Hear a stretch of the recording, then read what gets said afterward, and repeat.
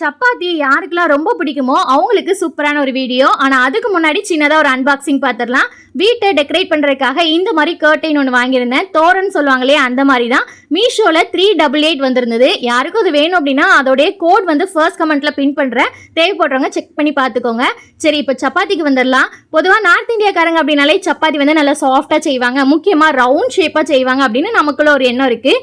இங்கே மகாராஷ்டிராவில் நாங்கள் இருக்கிற அப்பார்ட்மெண்ட்டில் ஒரு பாபிகிட்ட கேட்டிருந்தேன், சப்பாத்தி நீங்கள் எப்படி செய்வீங்க, அந்த டிப்ஸ் வந்து கொஞ்சம் சொல்லுங்கள், நான் அதை வீடியோவை ஷேர் பண்ண போகிற சொல்லியிருந்தேன். அவங்களும் ஓகே சொல்லியிருந்தாங்க. மாவு பிசையும் போது எண்ணெயோ இல்லைனா சுடுதண்ணியோ எதுவுமே சேர்க்காம வெறும் பச்சை தண்ணி மட்டும் சேர்த்து அதுக்கப்புறம் நிறைய டிப்ஸ் எல்லாம் சொல்லி சூப்பராக இந்த மாதிரி ரவுண்ட் ஷேப்பாக நல்ல பெரிய சப்பாத்தியாக, முக்கியமாக ரொம்ப சாஃப்ட் சப்பாத்தியாக எப்படி பண்ணுறது அப்படின்னு சொல்லி கொடுத்துருந்தாங்க. எனக்கு தெரிஞ்ச ஹிந்தி மொழியில் நான் அவங்க கூட பேசி அந்த டிப்ஸ் எல்லாம் கொஞ்சம் தெரிஞ்சுக்கிட்டேன். உங்களுக்கு யாருக்கும் வேணும் அப்படின்னா அதோடைய டீட்டெயில் லாங் வீடியோ 2 நாளைக்கு முன்னாடியே நான் அப்லோட் பண்ணிட்டேன். அதோடைய லிங்க் வந்து கீழே டேக் பண்ணுறேன். உங்கள் ஃப்ரீ டைமில் செக் பண்ணி பாருங்க. நீங்களும் இந்த மாதிரி சூப்பராக சாஃப்டாக நல்ல ரவுண்ட் ஷேப்பாக நல்ல பெரிய சப்பாத்தியாகவும் செய்யலாம். ட்ரை பண்ணி பாருங்க.